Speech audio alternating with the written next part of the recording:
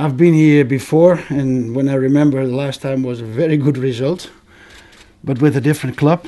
And if we could manage get the same result, which is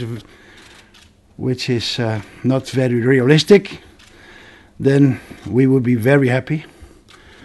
But besides of that personal detail, Anzhi club is very happy to be in the stage of Europe and will and try to perform well in one of the most memorable stadiums I think in the world of football.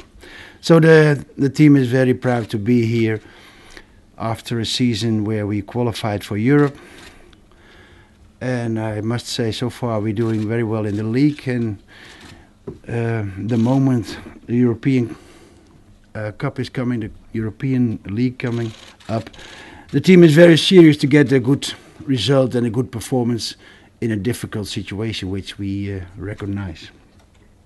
But we're happy to be here, of course, in this beautiful environment. Please, questions one by one. Show your hand up. Do you feel Anzhi as a club is getting more respect this season for the achievements in the Russian League and in Europe?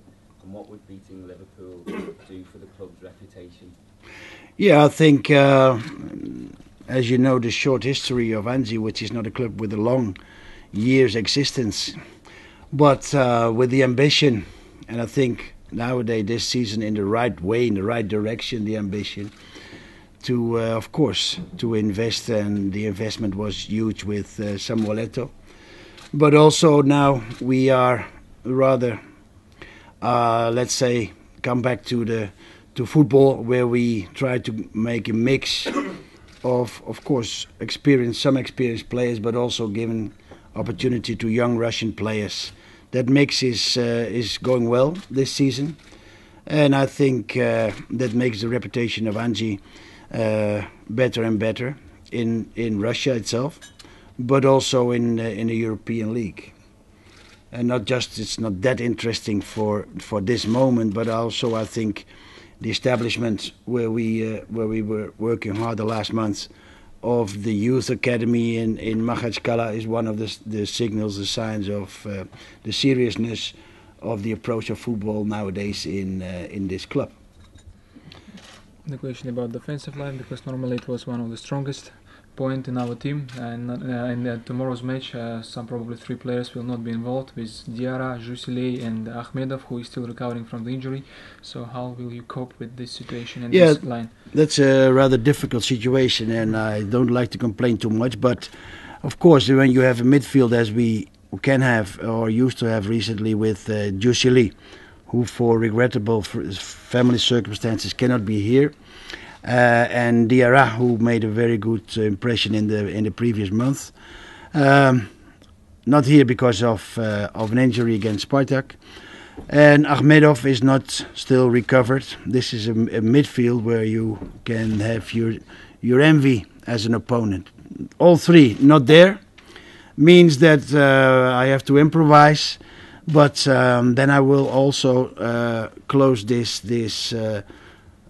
Not complaining, but talking about the 3 players mentioned, and go and support and give the confidence of the maybe young players who are going to substitute those 3 players in midfield. And they got my full confidence, and for them it's always also good to get an experience in a totally different, for them totally different circumstances. I think it's go ahead with that, and not complaining about the absence of 3 key players. Because you've been here before, haven't you, managing a club with a very rich Russian owner. How would you compare the way they work, Mr. Abramovich and Mr. Kerimov? And would Kerimov have got involved if Abramovich hadn't shown the way? The second question I don't know. I don't know what the reason was, whether it was encouraged by Abramovich or not. I don't know. I know they are close. They are close, but I don't know if he has got into the world of football, not being Abramovich in Chelsea. And for the first part, What was the first part? Well, how would you compare the two projects? Okay. Different project, because Chelsea was already a very established club in decades, and Anzhi is a club grounded in the 90s. But the project is also different because Chelsea got the experience to play in Premier League. Anji is coming up now for the second, third season in Russian Premier League. And there we had our talks also inside, let's say, the house, how you can build up a team. When you talk about rich people, you can spend money and buy. Most of the time, I think it's not the good way, because then you go, with all the respect, look like a bit like in the early day the Harlem Globetrotters, going around the world with star players, maybe a bit out of competition, or the real competition of NBA in this comparison. But I think the club choose the way, the right way, in my opinion. Of course, to have good players like Eto'o, who have international appearance, but also to make the track possible for younger players and get this done step by step. It would be easy. It would be easy to spend the money, but if you have some money, you must be very keen how to spend and how to invest in a team. And it's not always by spending money, it's also giving young players, especially now Russian players, the opportunity to play as well. I think it's more healthy, and also he is very committed in the development of what I said before, the academy.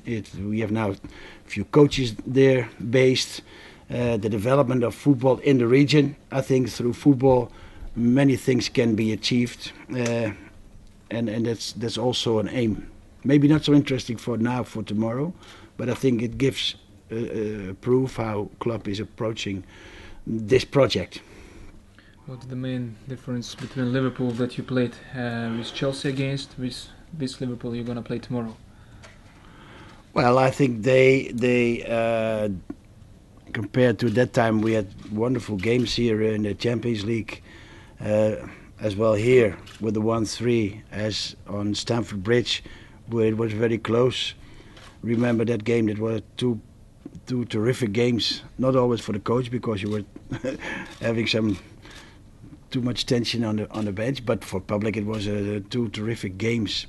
At that time it was of course they had different players, and they were more ahead and more leading in the Premier League in England. Now this season they had some problematic start, but this is a huge institute. It will always recover, and they have Sunday, I think, a beautiful derby. So Liverpool always will resurrect and come up to the top where they belong. There's a big debate in this country at the moment about how to combat racism in the game. How big a problem do you see it as? And what do you make of John Terry being allowed to keep the Chelsea captaincy as well? Well, about the latter, I don't want to judge from distance. But generally spoken, I think sports and football, sports in general, can be a perfect example how to cope with different cultural and ethnic backgrounds. If you see in my team, in our team, where and we don't think even about that people from Russia, from northern part of Russia, people from Western Europe, people from Northern Africa, people from Mid-Africa, people from the Caucasus area, how they cope together with all their personal cultural background, but how they, and not in the wrong cliché word of sense of the word respect, but they go along very well together. And I am very happy to have a group which is very direct and very outspoken, and there's no 1 second what I have been experiencing in the past that it was something what was direction racism. So sports football, I think, if you have the common sense in the management, in the country, in the leading, in the federation, in the clubs, and then also in the modern young players, then I think sports can beat racism, and they must stand up always to tendencies. Do you see it from supporters over there at all? Pardon? Do you see it from the supporters over there? Is there a problem there? Are there any schemes in place? In Russia? Yeah. Well, in any country, let's not hide the facts. In any country, there are always some groups or individuals who, for what reason, also maybe to provoke in a very, very bad way people. But I think the authorities, the people who have the power to localize the individual and try to get them out of the groups, because a group is rather easy. A group starts running figuratively, and then everyone runs with them. But I think you have to detect where the real problem is and go to that problem.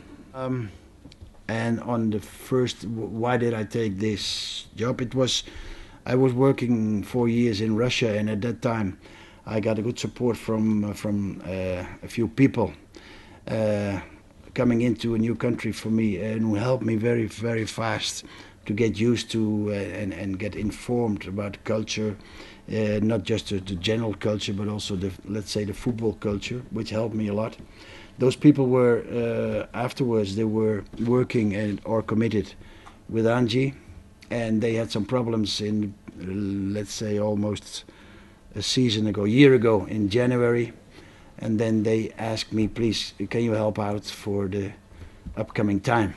And that was a more sentimental reason, because to be honest, I didn't know. I knew Anzhi, but I didn't know what's going on further. So it was more the reason for personal requests to help out in half of the season starting last January, February. So we went on, and then we started talking how you could build up or rebuild a team with ambition in the right way and not in an exaggerate way. And that's how it started. Yeah, and to be honest, I also had my conversation in the beginning, where they just said do just the first team. Now try to get them on European positions. Talking about February last season. But I said I think it's not enough, because when I was team manager in Russia, I was always emphasizing on development of the young Russian players, and also improving infrastructure.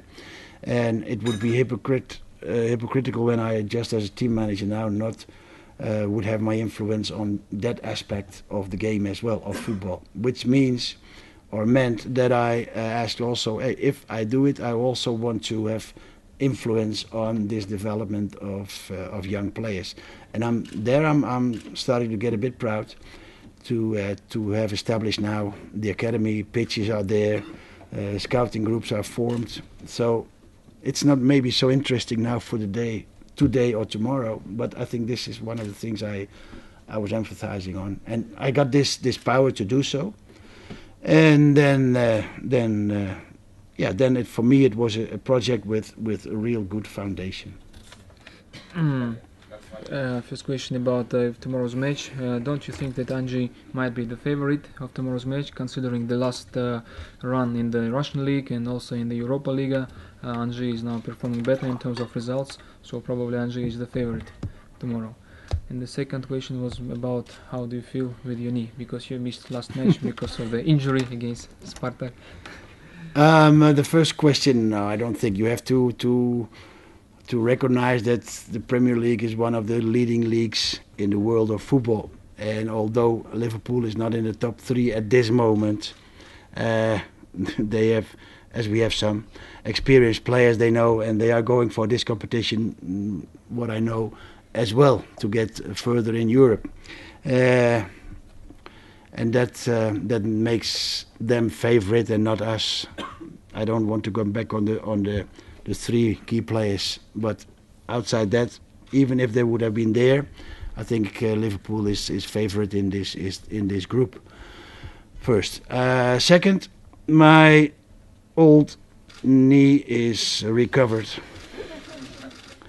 and It was good. No, it was an inflammation of the old.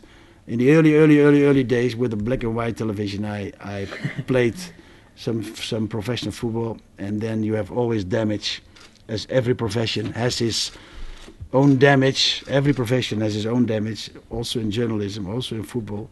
But that's not that important. It was inflamed, and I could not walk during the weekend.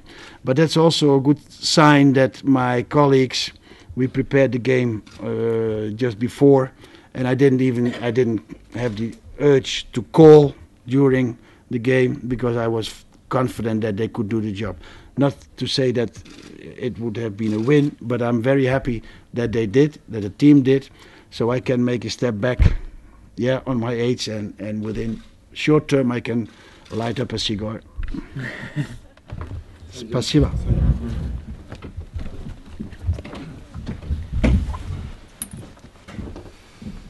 You got my jacket down? Jacket down.